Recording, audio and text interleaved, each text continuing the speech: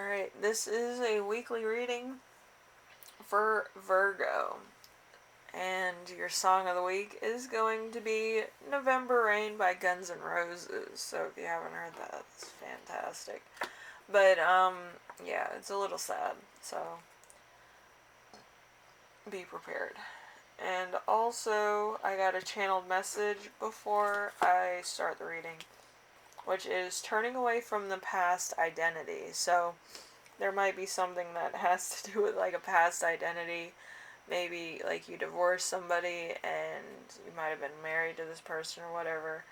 And some people might actually recognize you from being with this person, or maybe if you had a certain career or you worked somewhere before, somebody might recognize you from working there, or who you were before, or whatever have you.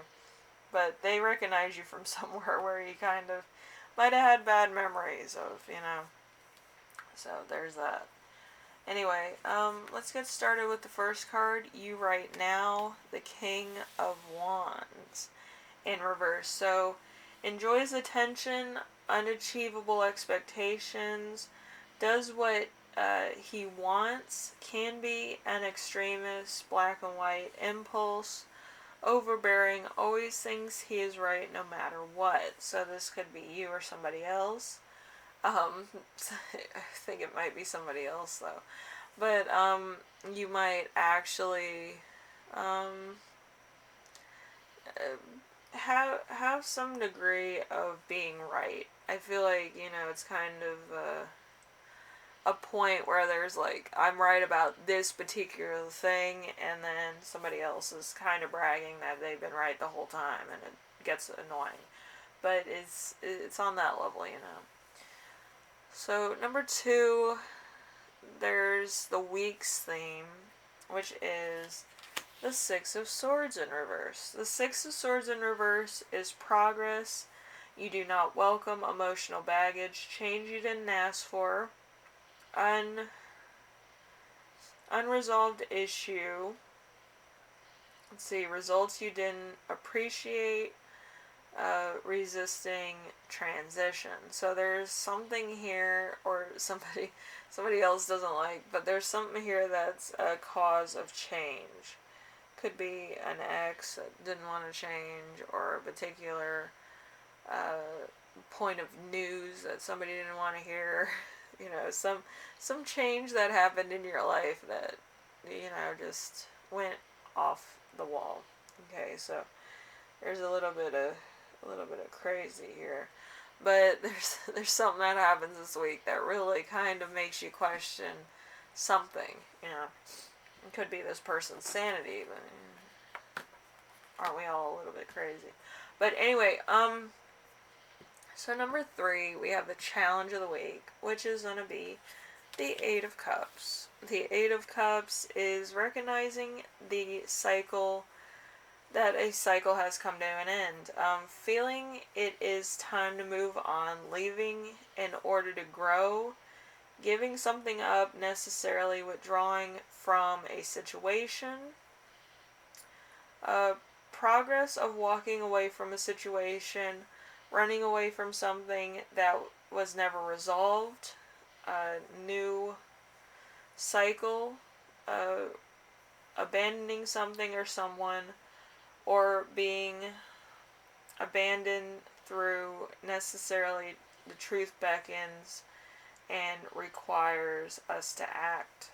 So there's something that you need to react to. So, and this has something to do with prescription drugs. I feel like your ex might have been into prescription drugs, or you might have been, or whom the fuck ever. Somebody here has an addictive personality, which kind of makes them do some weird shit. So it's either you or somebody else. Maybe you had like a prescription or something for yourself, and then this person is using it to their benefit or whatever, and it needs to be stopped, or it needs to be talked about to discredit this person or whatever. Or this person might just have an addictive personality where everything and everyone that they talk to, or thing they touch, they become addicted to.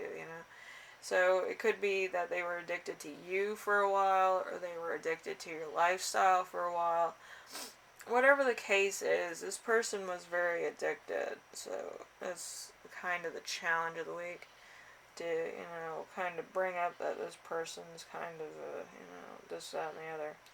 But, yeah, it's getting to the point where, the truth comes out. So, it could be the truth about your ex and why you guys broke up in the first place. Or, settling a dispute. But, yeah, it's something that needs to be talked about. Alright, so we have number 4. Number 4 is a lesson to remember. We have the 7 of Swords in reverse. The 7 of Swords in reverse is someone will betray you. You're dishonest with others. Rethinking approach. You're dishonest with yourself. Coming clean. Unfair results. Deception. So there's some type of deception here that has kind of had you rethinking it in the past, and then you kind of just let it go, because maybe you were new to relationships, maybe you didn't know, whatever, but it was kind of to the point of this person needs to help themselves, and I need to get out of the situation. So it was kind of like a self-preservation for some people, like you didn't like the circumstances you were under, or this person's thing towards you, whatever, and you had to get out. It happens to a lot of people. But let's see, number 6, number 5, number 11. Okay, so let's go to number 5. Number 5 is a lesson you will learn this week. So we have the 10 of Swords in reverse. So complete ruin, recovery, life in tatters, regeneration, destruction, time behind bars, resisting an inevitable end, betrayal by those you trust most. So there is a bit of a thing here where, I don't know, it feels like it might be an inheritance, or there might be friends involved that might have threw you under the bus. It could also be like you're an influencer and you have fans, those nice fans, those haterade fans that kind of call you out on your bullshit. It's something else. But anyway, there's something here that's kind of throwing you under the bus. So just be aware of that. Anyway, we have number 6. Number 6 is gift. So there's the 6 of Cups. The gift that you give yourself is the 6 of Cups. I don't think it's in reverse.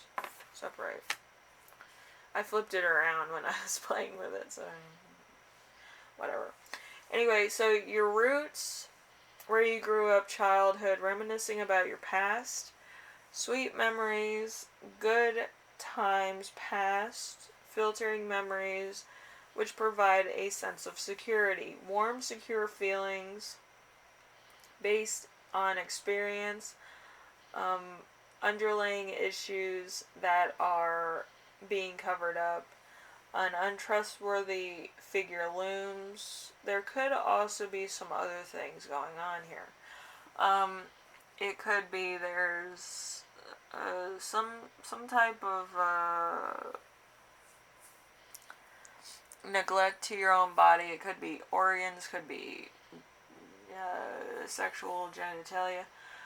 There might be a bit of betrayal here, in a relationship.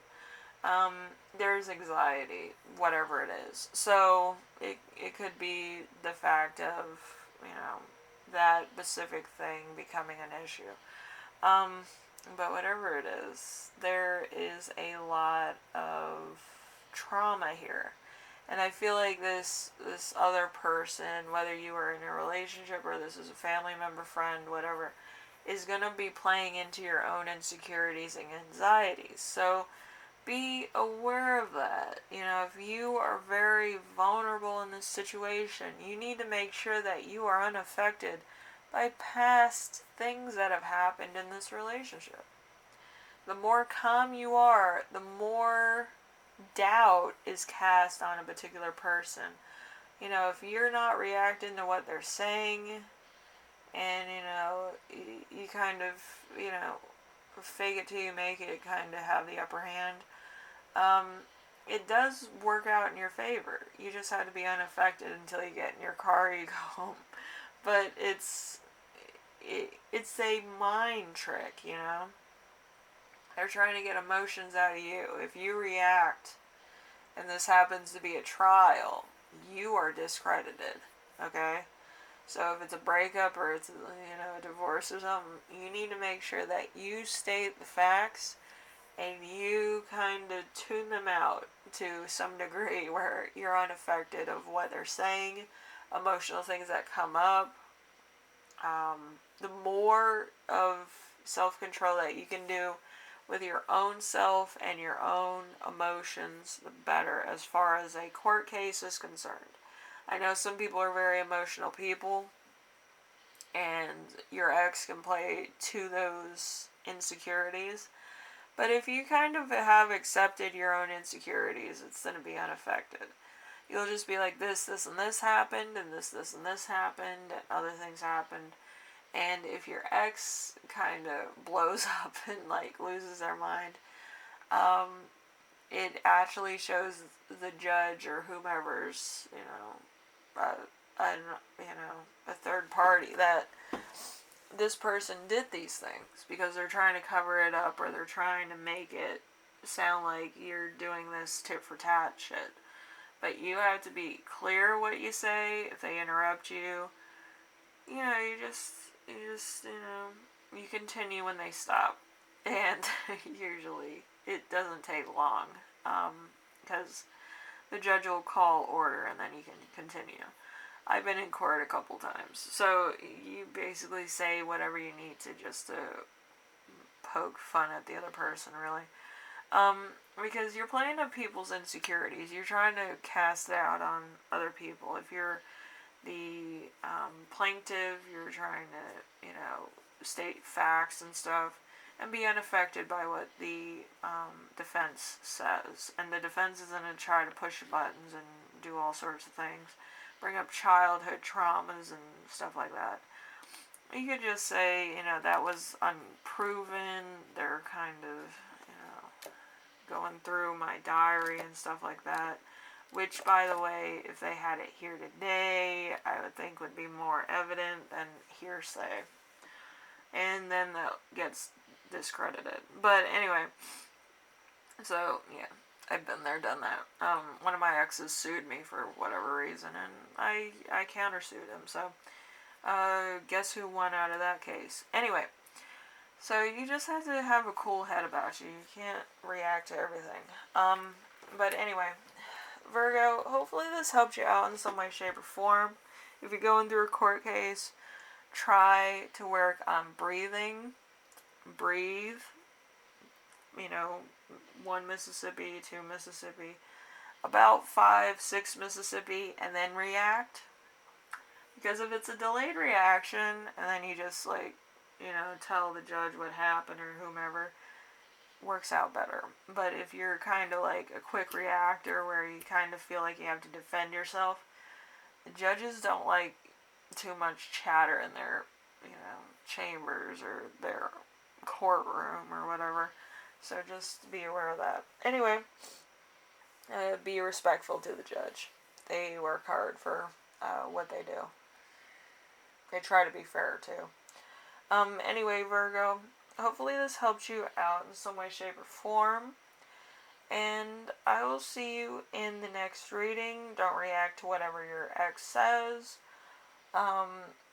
Just speak clearly to the judge. Say, I don't think that happened. I think they're romanticizing the ability of what they remember or what they perceive as reality and make them sound crazy. But anyway, yeah. I've been Been to a few rodeos myself.